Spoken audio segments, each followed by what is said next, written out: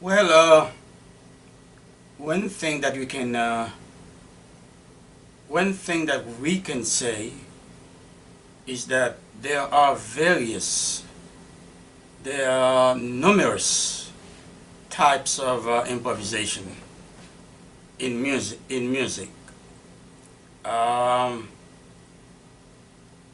Especially when it comes to solo. Um, so first of all, in order to be able to improvise your solos over progressions, there you need to know your scales, major scales, minor scales, different types of minor scales. You need to know your modes, and I know you know what a mode is. Is if you got your major scale, and then you start playing the scale. Um, Starting on different notes in the scale. But I mean that you play let's say you play C major scale all the way to C octave. That's your major scale. That's your first mode in the scale, which is called Ionian mode. Now if you start to play the same scale, starting on the second note, which is D in the key of C major, and you play the same scale, the same notes, same scale, but starting on D, a different note, all the way to D octave. That's a mode. That's the second mode in the major scale, and this mode is called a Dorian mode, and so on and so on. You start the scale on the third note of the scale. That's another mode, and so on. Phrygian mode, the Lydian mode, Mixolydian mode, and so on and so on. So that's your modes. So when to be able to improvise over, to be able to improvise with ease, I would say, over progressions, you need to know you need to know those things. You need to know your pentatonic scales, major pentatonic scales, minor pentatonic scales, and then of course the famous blues scales, major blues scale, minor blues scale. You need to know those elements of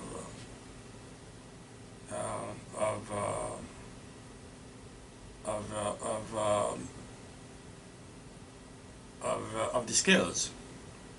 You need to understand the different types of intervals in the scales, because the intervals in those scales have a lot to do with the distinct sounds of the scales. Those this is something that musicians, especially the beginners, need to know. The intervals have a lot to do with the distinctive sounds or sounds of the scale, of the scales. You know, that's why I mean, you can. I can give you an example. You can try it yourself. You got a major scale, not a major scale.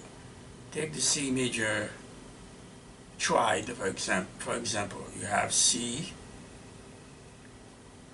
E, and G. See, you got. I think you got an interval of third, and then you got an interval of minor third, right there. So, see, interval of third from C to E, and then an interval of minor third from E to G. So that gives you that major C, that C major triad.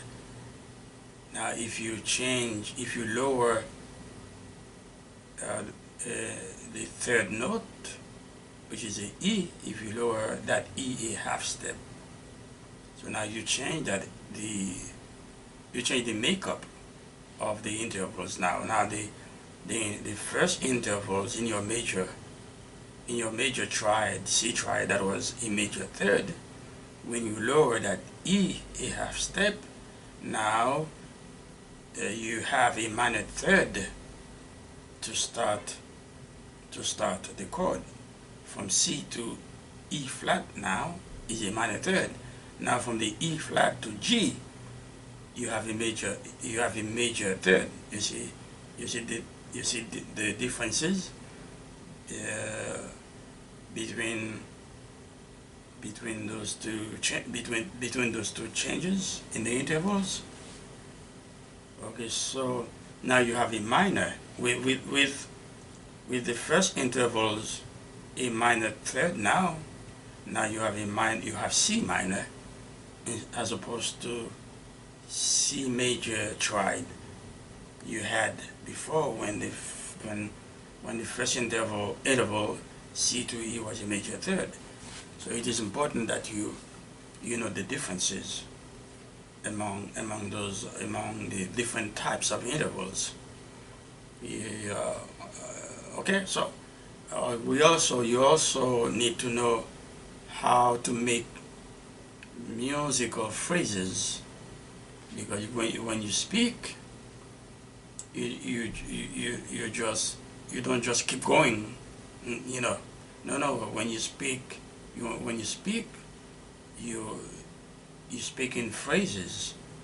You know, you stop to breathe and start and then you create several phrases that become sentences when you speak.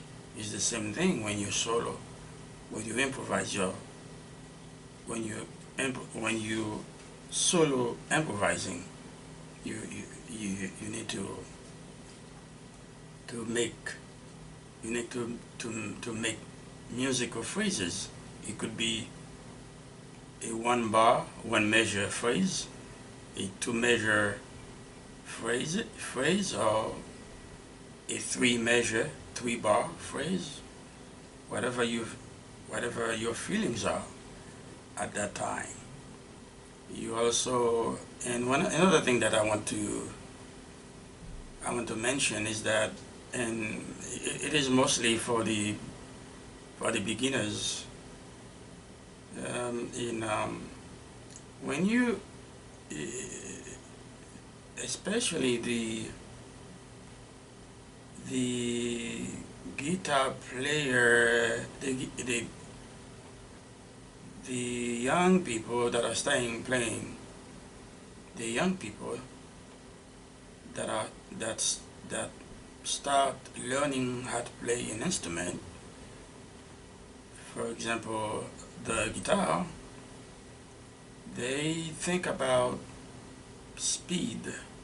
They think about, oh, I need to have speed playing the notes on the guitar. No, let me tell you right now, my practice partners, the beginners, the, yeah, the beginners.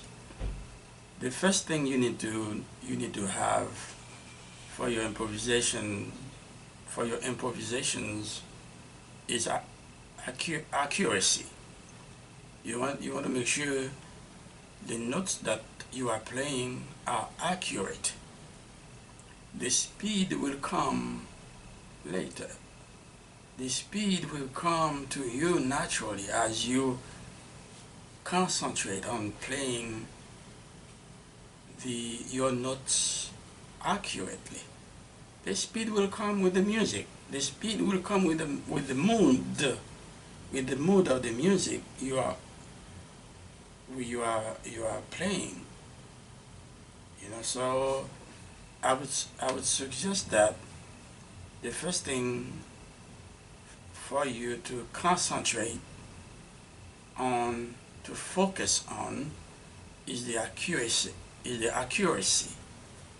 of the notes you are playing instead of speed. The speed will come. Believe me, it will come when you need it. It will come to you naturally. Also, when you're playing your solo, you're trying to convey a message. Depending on the music, if you're improvising over an up-tempo music or a ballad, the moods, your moods are gonna be different. So then you have to you're going to feel that there's a message that you want to convey to your audience, uh, inspired to you by the mood of the music. Okay, then and at that time you need to have a specific important message in your mind, in your head, that you want to convey to your audience, and then you transmit it to your instrument. Your instrument is the translator of your feelings. So, and also you need to have control of your instrument. This is one thing, because your instrument is your friend, and so you need to have a very good relationship with your instrument. You need to know your instrument, and your instrument will know you. If you don't know your instrument, then it will not know you. So that's the way friendship is, You know each other. So in order for you to control your instrument, you need to know it. You need to know it, and in return, it will know you. Okay. And also another element of improvisation is articulation. So when you speak, there's a way that you speak. Sometimes you lower your voice. Sometimes you use, you speak. Sometimes you speak in a low voice. Sometimes you speak in a mid-level voice, and sometimes you speak a little higher. You speak a little higher, or it's the same thing when you are improvising your solos. You have to have some type of you have to play. You have to use dynamics. in your solos. You know, you cannot just play high volume all the way or low volume all the way. Or mean, you have you have to go with the flow of the music and use dynamics. You have to have you need to have a clear articulation. So to go with the message you're trying to convey to your audience. And another thing that is very important is to recognize when a music you are improvising over changes keys or is in the process of changing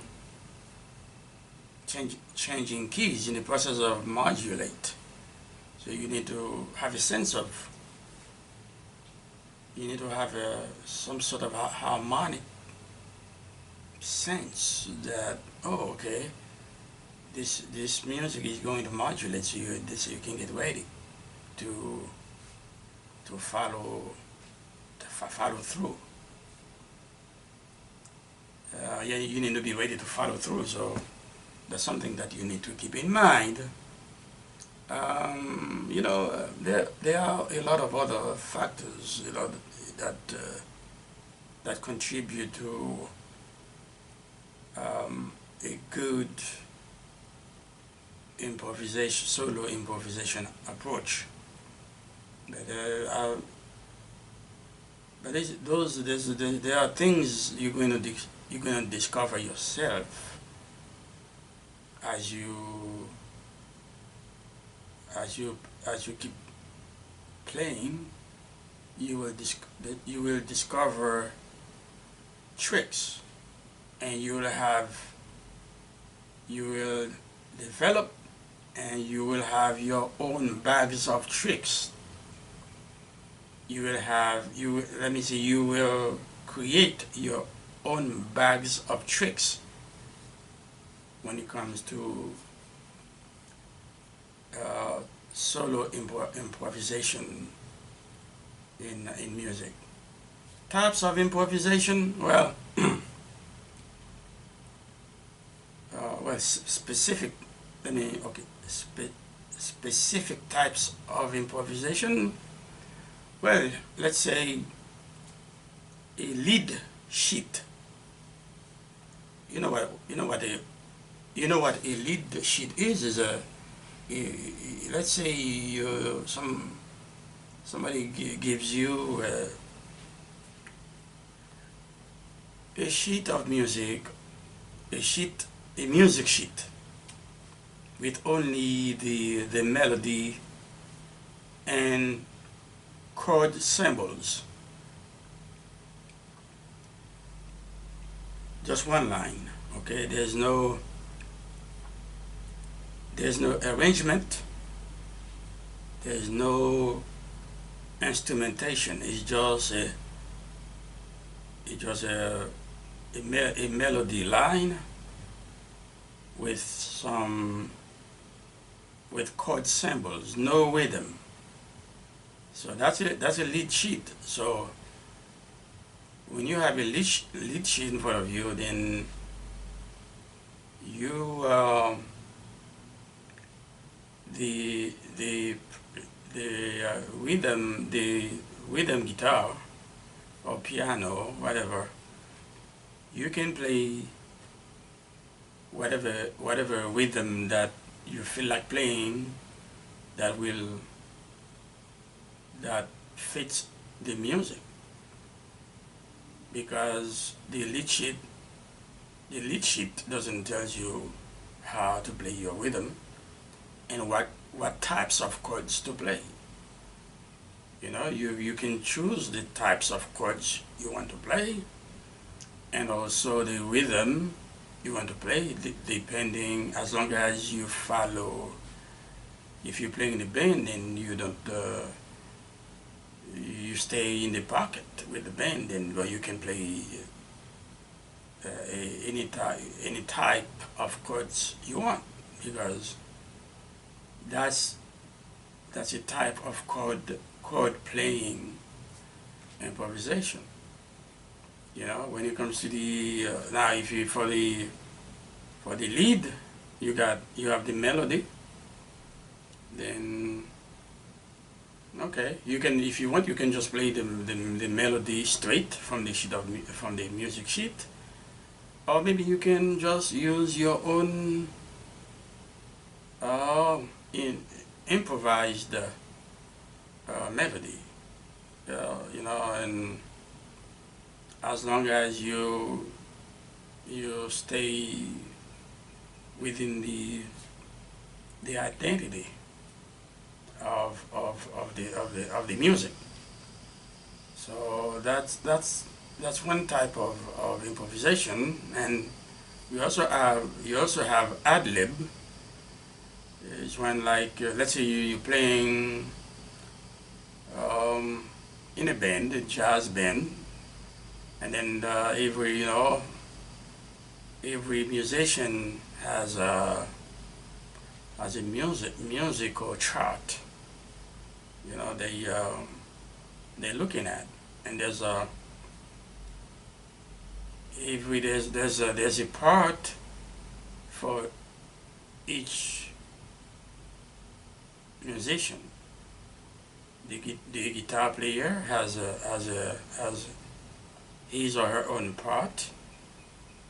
So does the trumpet player. So does the saxophone player. So we're looking at they are looking at the same music musical chart, but playing their own parts. But let's say midway through the music, the conductor wants the guitar player to play a solo. Has to play a solo, he or she wants to play.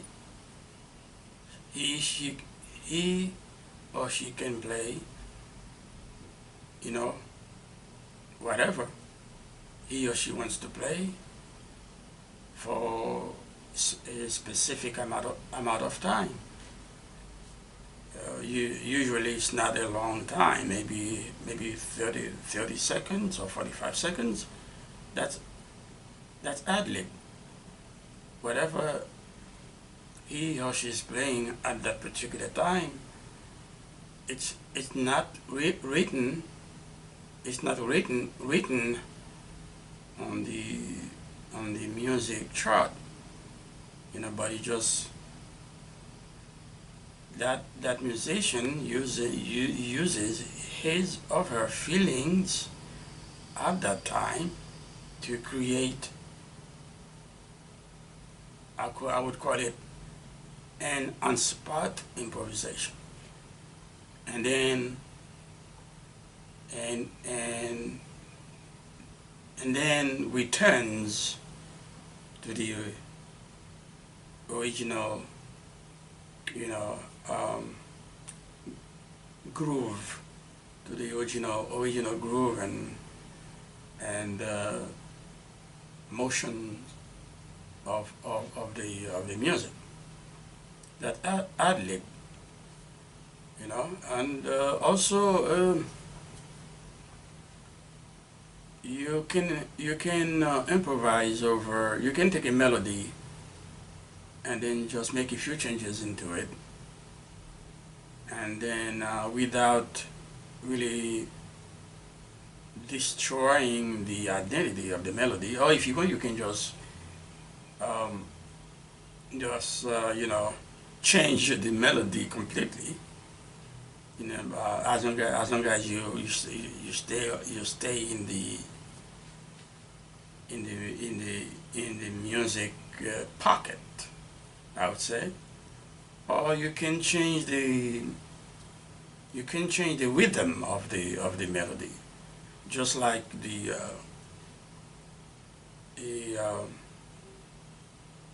Uh, yeah, you can change. You can change the rhythm of the melody. That's instead of playing whole notes or quarter notes, or you can change it to 16, 16 notes or whatever. You change the rhythm. That's a type of improvisation.